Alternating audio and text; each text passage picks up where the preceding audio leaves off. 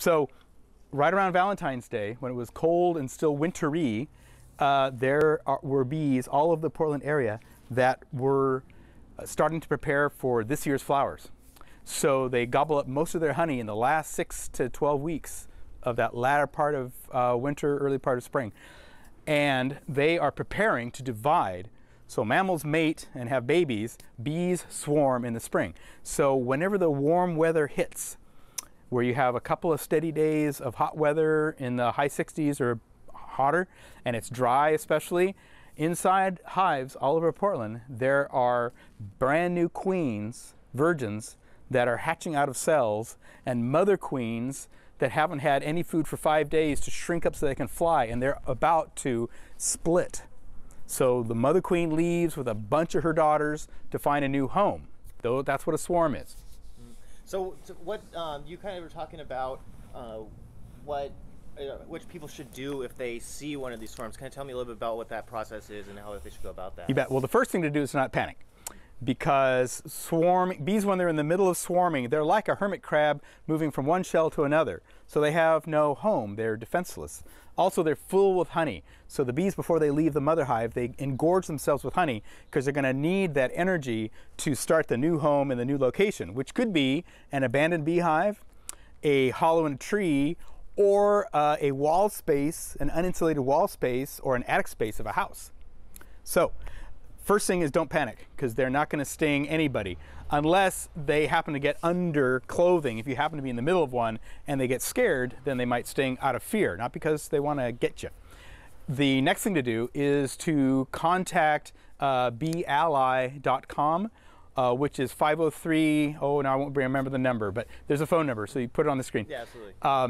And to give that number a call or go online and report that you found a swarm. Or if you hear somebody says, oh, I see a whole bunch of bees, it'll be like a swarm of starlings, only in miniature, flying through the air. You'll often find them on limbs of trees. Sometimes they'll attach themselves to the side of buildings.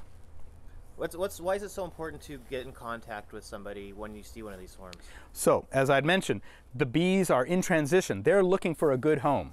And the best home for a bee is a beehive, not inside someone's home.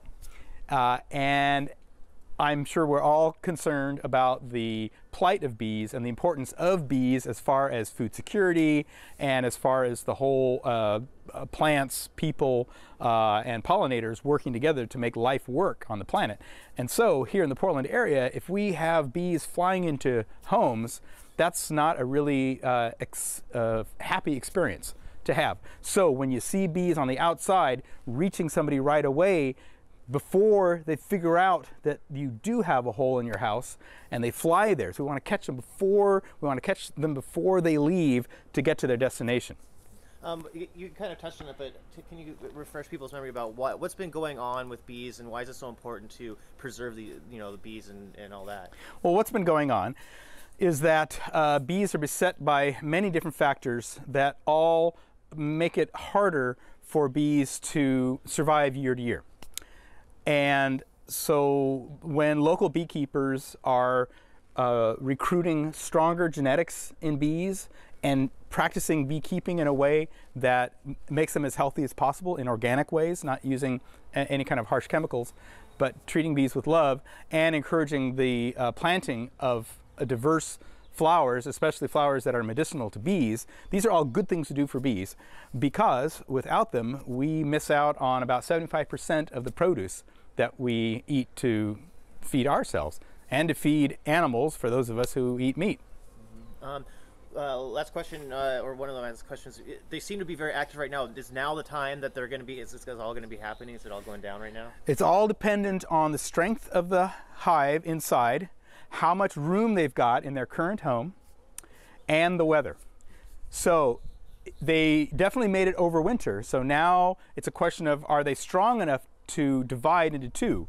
And the bees know whether they're strong enough or not. If they're not strong enough, they will not swarm. So you have to have a certain capacity of bees to have a swarm happen.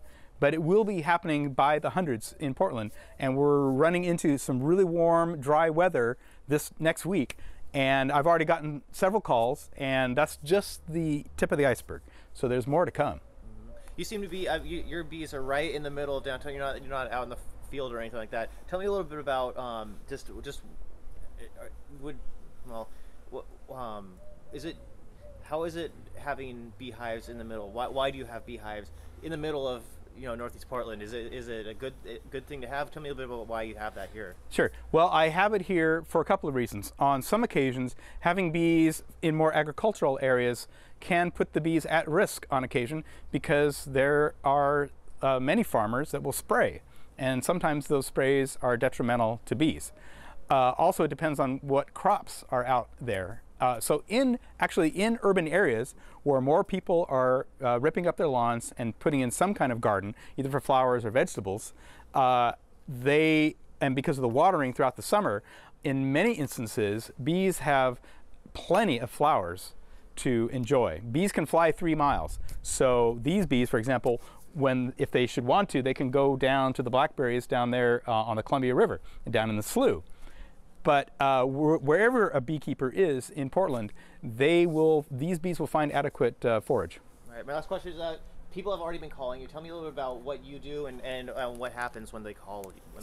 Certainly. So when somebody calls me, I'll ask a couple of clarifying questions, like, did you see it land? Do you have an idea how long it's been there? How high up in the air is it? What is it attached to? A limb? And so there's various questions. So I'll know what ladders to bring and whether I should bring my bee vacuum or other tools to rescue the bees, and I'll get them into a cardboard box typically. And if there are loose bees, the bees inside will tell the outside bees to join mom. So there's a whole process that the bees communicate with so that the whole group travels as a unit. And then it's simply a matter of pouring those bees into a box such as you see here. And what is what motivates you? What motivates you to do all this? Oh, there are so many reasons, Jonathan. So I love bees because they are gentle in nature. I love that when I'm beekeeping, you have to kind of calm yourself. So if you make a little mistake, the bees are very forgiving. They'll act a little upset, but they won't fly at you. They'll say, "Calm down, Brian." And so if you pause just for a moment, they'll relax, and then you can continue to go about your business. Honey is delicious. Pollen is very helpful for people with allergies when you ingest it. And bees also make a product called propolis, which is made from tree sap, but is incredibly curative to the human body. Even bee stings are very curative for 99.9% of people. It helps in many ways. So, and it's a community. So there are a bunch of beekeepers in Portland. It's a great group of people, and we're all concerned about saving bees, making Portland more food secure, and keeping the world happy by having pollinators and plants continue what they've been doing before we showed up. Absolutely. Anything else that I missed or that you really want people to know about, like if they encounter one of these storms? You kind of said just don't panic, that? Yes, don't panic. Contact beeally.com, and a beekeeper will, using that system, there are just a couple of questions that the caller will give, and they will automatically then be wired to a beekeeper that is as close as possible that's available to come and rescue those bees.